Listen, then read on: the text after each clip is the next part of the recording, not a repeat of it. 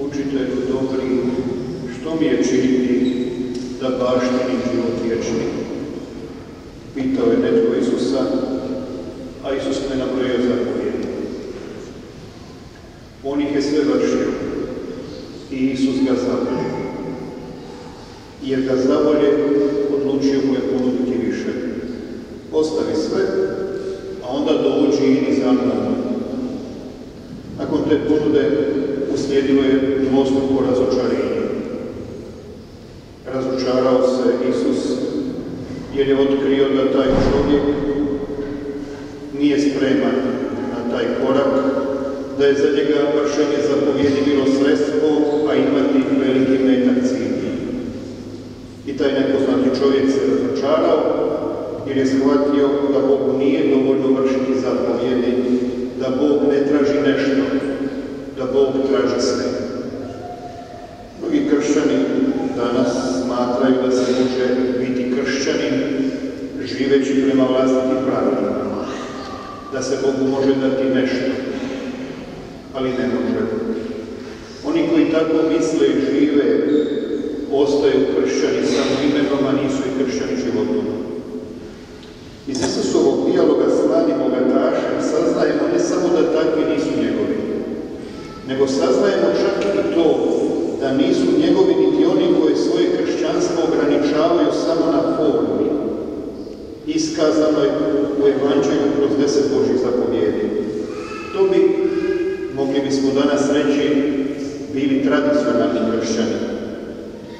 Isus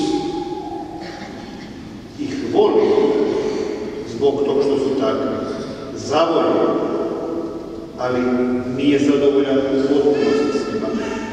Za njega nije dovoljno ne ubiti, ne činiti preguba, ne krasti, ne svjedočiti lažno, ne otimati, poštivati svoga oca i svoju majku, nego je potrebno njega slijediti.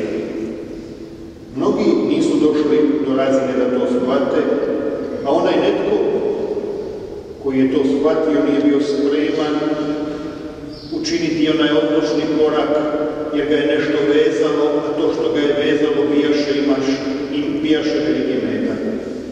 Bile su mu važne stvari, one su postale njegov cilj, nije mu važan bio Isus i zato održao se. Među današnjim kršćanima postoje mnogi koji ga shvaćaju, ali se u odlučnom trenutku između ponude biti čovjek i kršćanin sa svim onim što ti pojmovi znače i ponude imati veliki metak, odlučuju za veliki metak. Ono što je od svega još tragičnije je spoznaja da mnogi kršćani misle da to niti ne može biti drugačije, da je drugačije nemoguće. To je ono snebivanje učenika uz komentar, pa tko se onda može spasiti? Na koji Isus danas kao i jučer odgovara, ljudima je nemoguće, ali ne Bogu. Bogu je sve moguće. Da. Ljudima je nemoguće, ali ne Bogu. Da Bogu je sve moguće. Isto nam to zajedno s Isusom ponavlja i naša blažena Marija Petković, koja je, kako nam je objasnio blaženi Pavao II u homiliji na misi njezine beatifikacije, a mi smo danas uzeli tu misu, svojemu Gospodinu sve od vremena kad je kao djevojka u Blatu na otoku Korčuli zauzeto radila u grupi i nastojala služiti bližnjem u društvu dobrog pastira, udruzi katoličkih majki ili mučkoj kuhinji ponavljala pitanje: Učitelju dobri, što mi je činiti da život vječni baštini? Nakon čega je u njezinu srcu odjeknuo jasan i razumjetan odgovor: dođi i idi za mnom.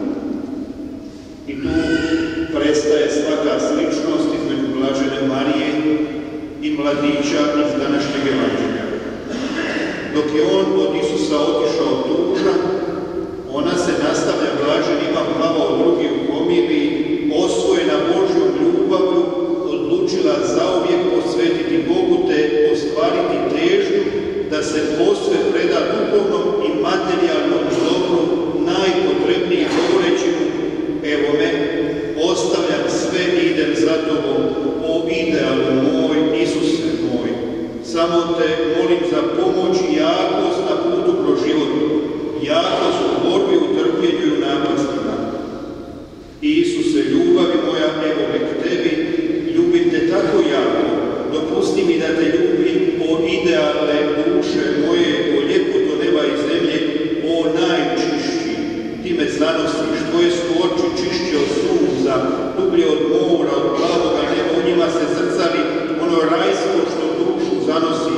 Tvoja usta kao da su ruža puna tajanstvene ljepote, puna blagosti i ljubavi, i ja te ljubim, da znaš kako te ljubim, sve sam ostavila zbog tebe, sve, Gospodine.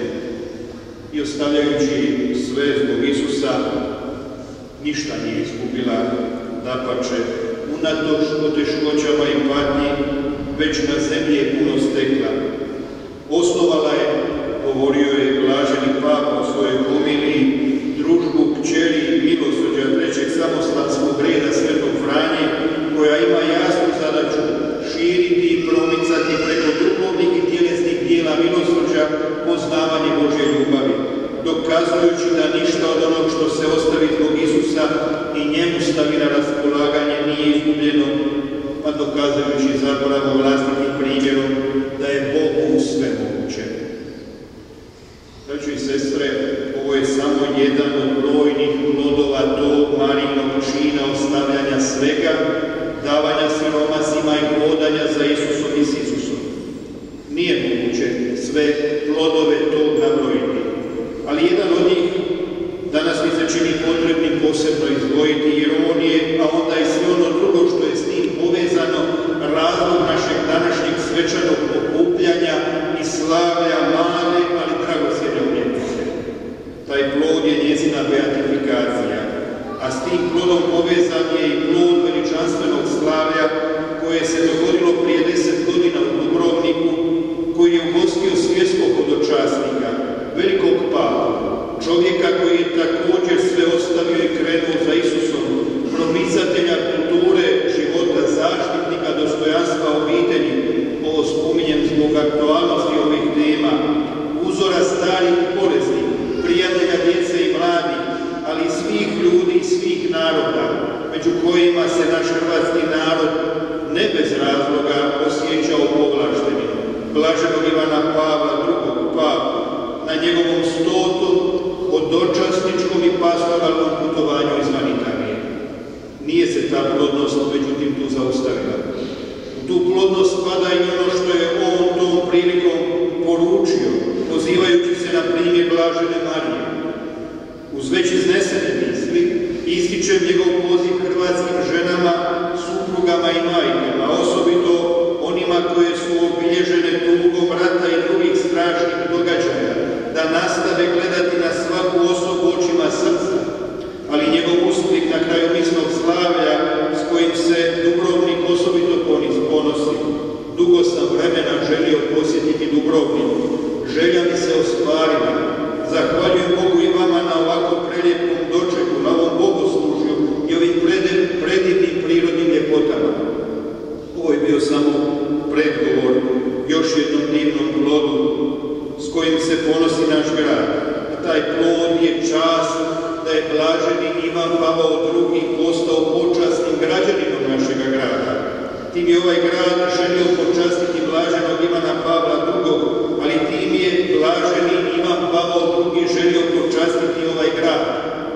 Hvala svima koji su doprinijeli tome da se danas možemo dičiti s tim plodom. Želim izdvojiti ulomak iz njegovog govora o prigodi preuzimanja povelje počasnog građanina, koji je također jedan od plodova o kojima promišljamo. Još se uvijek s posebnim osjećajem prisjećam raznih trenutaka mojeg apostolskog hodočašća, za vrijeme kojeg sam upravo u Dubrovniku proglasio blaženom jednu uglednu kćer Hrvatske, Mariju Propetog Isusa Petković, rodom iz Blata na Korčuli. Sjećam se da sam na kraju svete mise, koju sam tada služio, izrekao posebni hvala ljubljenom gradu. Zahvaljujem i radujem se što ste me htjeli ubrojiti među građane starog i lijepog Dubrovnika, hrvatskog Jadrana, središta tisućljetne uljudbe prožete katoličkom vjerom i obilježene stalnom vjernošću Petrovim nasljednicima, pa i u vrlo teškim vremenima. Mogla se ta uljudba i vjerska baština razvijati i rasti u budućnosti, donoseći obilan rod na korist samog Dubrovnika i svega hrvatskog naroda. Nad stanovnicima Dubrovnika i Dubrovačko-neretvanske županije, kao i na svim Hrvatima, dijeli uvijek presveta Bogorodica, koju se zaziva i kao gospu velikog hrvatskog krstnog zavjeta, te sveti Josip i sveti Vlaho. Neka Bog blagoslovi Dubrovnik, koji je od danas i moj grad i svu hrvatsku zemlju. Hvaljen Isus i Marija.